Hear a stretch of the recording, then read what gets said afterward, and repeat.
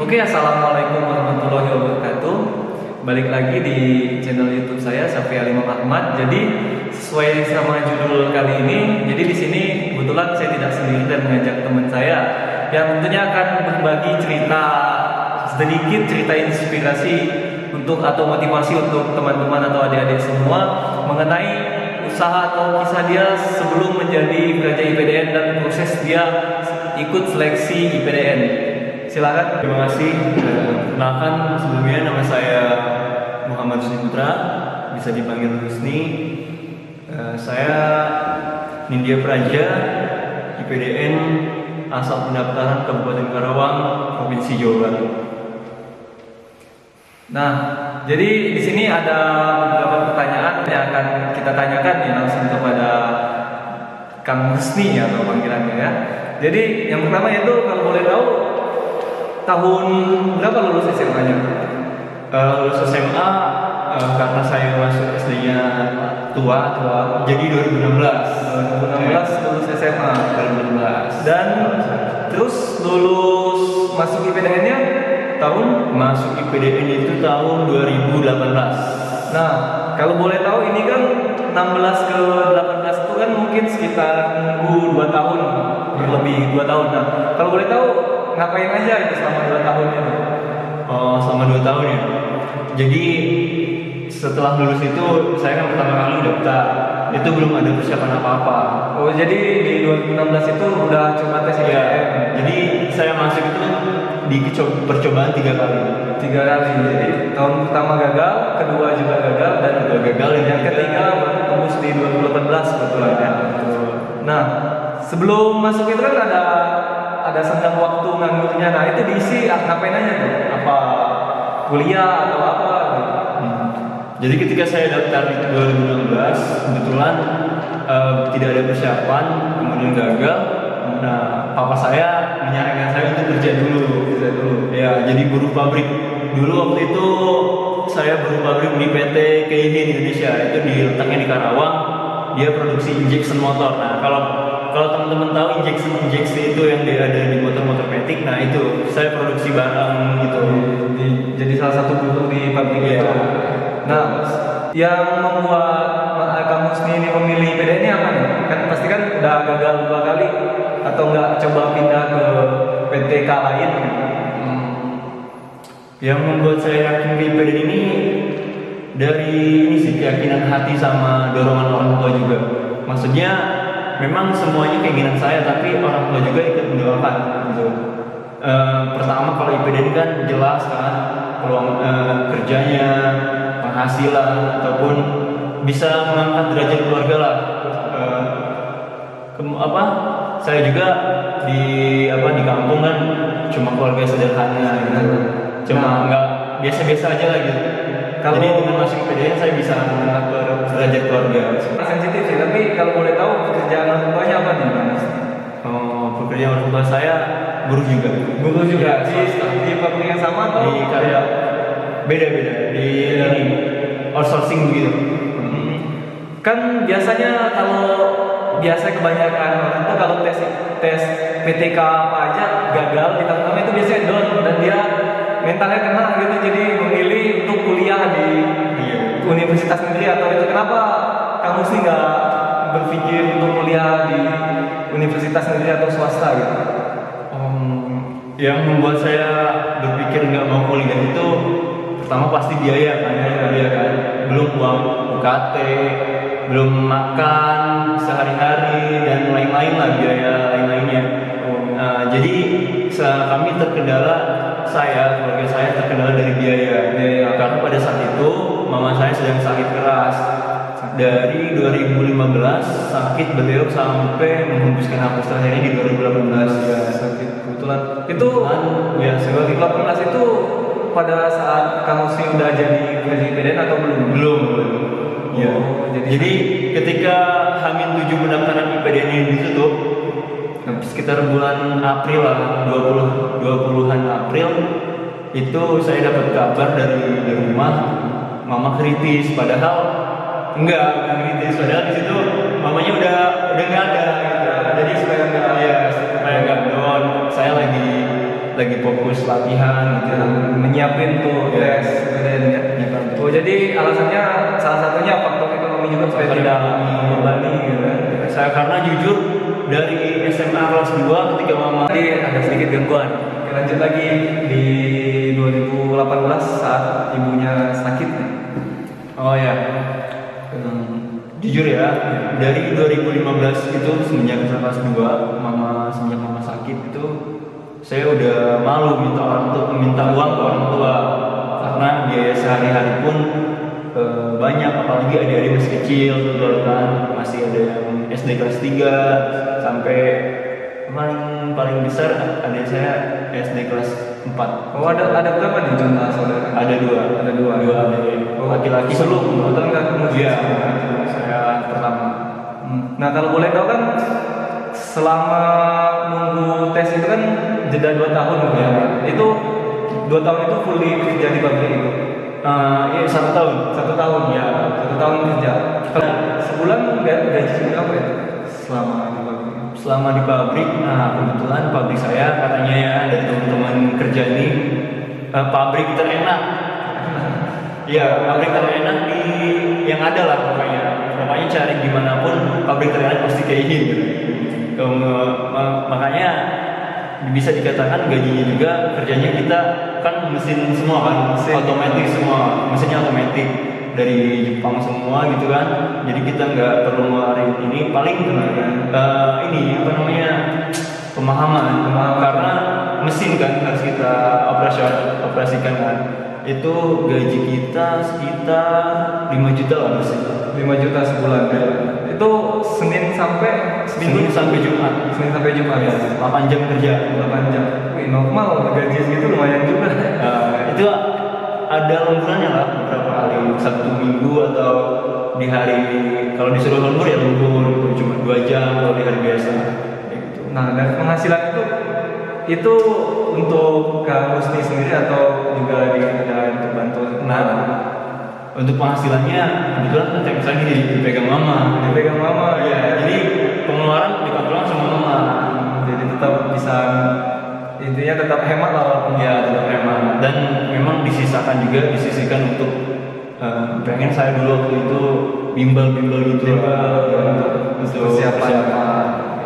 Nah, kalau sekaligus ini ada nggak kata-kata atau motivasi yang buat adik-adik yang bilang, saya keluarga saya sederhana, bukan anak pejabat, mana bisa masuk sekolah kedinasan.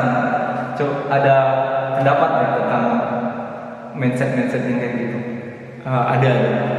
Kalau menurut saya, pesan saya untuk teman-teman adik-adik semua yang ingin mendaftar sekolah kedinasan, khususnya apalagi IPDN, jangan khawatir ataupun jangan merasa diri kecil hati gitu, jangan berkecil hati. Karena setiap yang bersungguh-sungguh pasti akan ada jalannya. Apapun itu, lakukan dengan baik pokoknya. Ikhlas dan lakukan sebaik-baiknya.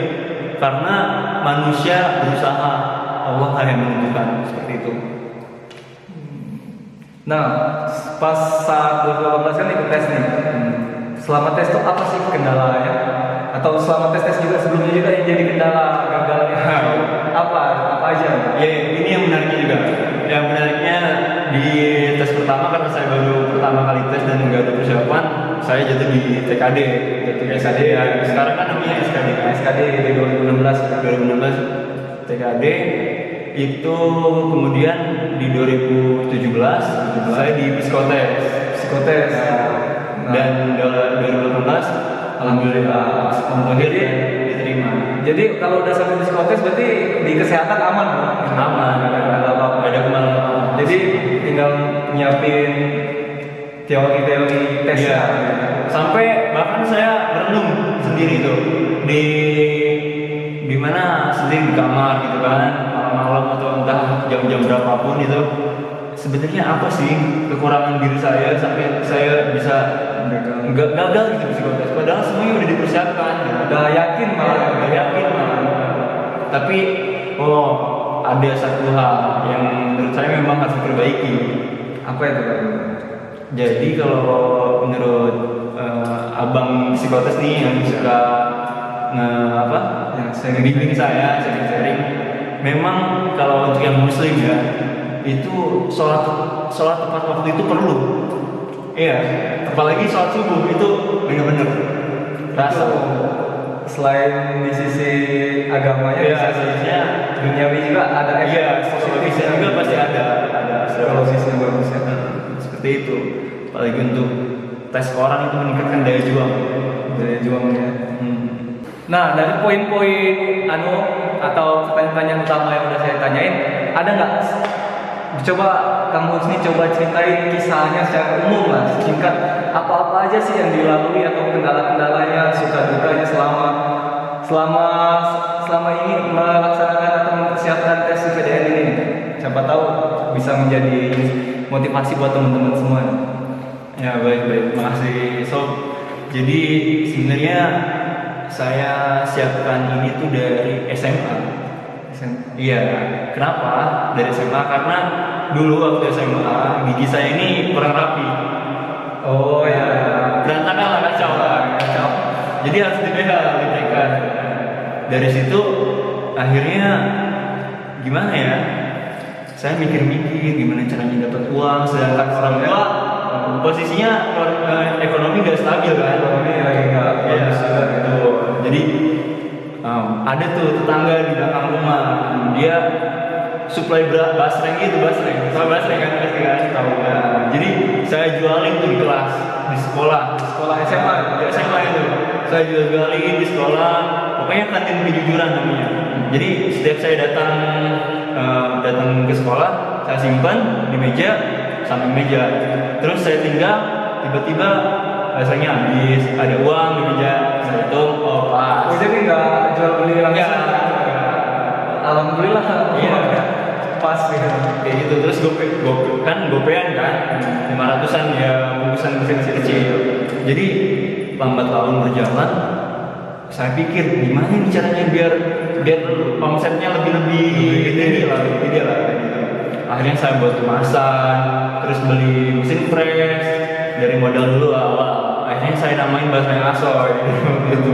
Basreng asoy. Iya. Terus dijual 2003 dengan modal paling 2000 lah ya. Satu bisnis ya, satu pak ya. Jadi per 10.000 tuh untung 4.000 lah. Iya, 4.000, 10.000, 3. Dan hitung-hitungnya. Itu dijualnya kemana ya? Di sekolah, sama ada di kelas, keliling-keliling kelas, keadaan oh 5.001, padahal strategi marketing kan, 2003 nih gak apa-apa lah, ayo borong laris manis kayak gitu. Akhirnya mereka beli, saya store berapa lah. Nah, pokoknya setiap hari itu pegang uang 50.000, 100.000 lah dapat.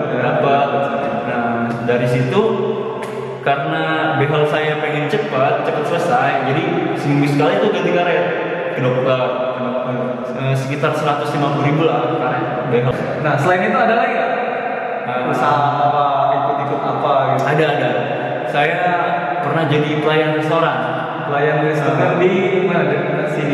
Di Karawang, masih di Karawang. Restoran, jadi paruh waktu kan.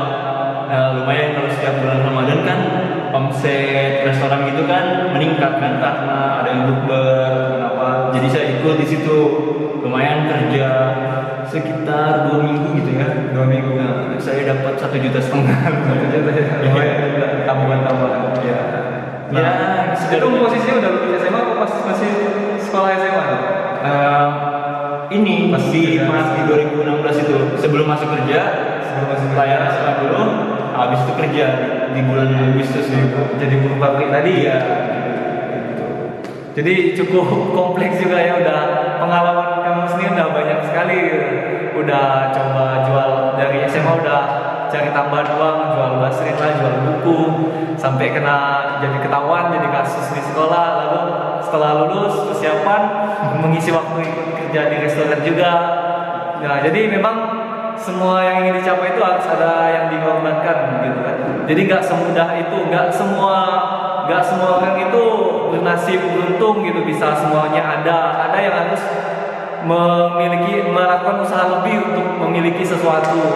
Ya contohnya kamu sini walaupun dia di sisi selain ada keterbatasan mungkin di bidang ekonomi atau finansialnya, dia tidak patah semangat di situ.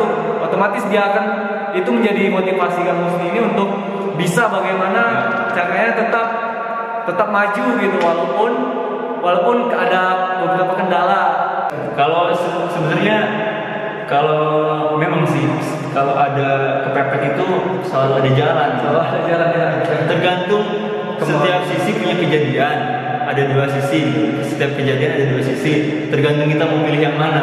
Pilih sisi yang positif yang buat kita memiliki kesempatan, ataupun sisi yang buat kita semakin jatuh ya, tambah jatuh. Jadi tergantung kita mau mengambil sisi yang mana, seperti itu. Jadi memang semuanya tuh perlu mental dalam menjalani sesuatu lah. Terus ada yang diperjuangkan. Kalau ingin kita memiliki mencapai kesuksesan, pasti harus ada yang diperjuangkan, seperti itu. Nah, balik lagi ke mengenai masuk IPD tadi kan, sebelum masuk kan ada waktunya itu diisi sama bimbel atau gimana? Jadi diisi bimbel di tahun 2017. Bimbelnya tuh bimbel buat SKD aja apa psikologi apa semuanya? Semuanya dibimbelin. Jadi pertama saya bimbel, saya bayar dengan berapa gitu, ada paket-paketnya kan, ambil paket gitu. Dari hasil uang kerja saya kumpulin tuh, tabungin, memang niatnya mau bimbel. Karena saya dengar dari teman saya yang udah lulus gitu. Pas setelah bimbel, saya tuh bilang ke bapak ketua yayasannya yang punya bimbel ya, Pak, saya mau bimbel gini-gini. Pokoknya teman-teman saya yang bimbel itu rata-rata pejabat. Nah, serius, banyak anak orang berada lah. Dan mereka melalui orang tuanya masing-masing bimbel itu. Sedangkan saya cari sendiri dan menjumpai bapak itu ketua yayasan. Akhirnya saya ngomong, Pak, saya mau bimbel, pengen masuk IPDN gini-gini, tapi saya nggak punya uang, Pak. Uang saya cuma sekian, dan ini pun orang tua lagi kesusahan, lagi nggak sehat lah pokoknya, nggak bisa, pokoknya banyak yang harus diurus gitu, segi finansialnya kan. Apa nih jawaban Bapak yang punya bimbel? Tahu, alhamdulillah itu pertolongan Allah banget. Saya, ya Allah, semoga Bapak ini bisa. Dan dia kan sama Bapak itu, iya, silakan ikut bimbel. Masalah uang ya udah, apa yang kamu punya bayar Bapak seadanya aja. Akhirnya saya bayarkan, dan di lusa gitu langsung saya ikut ya. Nah, itulah mungkin nggak terlalu panjang juga sharing kita dengan Kang Husni pada kesempatan kali ini. Kalau ada yang ingin ditanyakan, bisa langsung komen di bawah di kolom komentar, atau bisa langsung chat atau DM ke IG-nya Husni. Ada IG nggak? Ada ya, nanti saya cantumin di bio ya IG-nya. Bisa langsung tanya-tanya atau sharing mengenai apa aja sih yang disiapin, apa aja kendala-kendala yang harus diantisipasi supaya tidak menjadi penghalang dalam melalui tes SPCP IPDN. Oke, sekian, terima kasih. Saya Syafi'i Alimam Ahmad, dan ini saya Muhammad Putra. Sekian, assalamualaikum warahmatullahi wabarakatuh.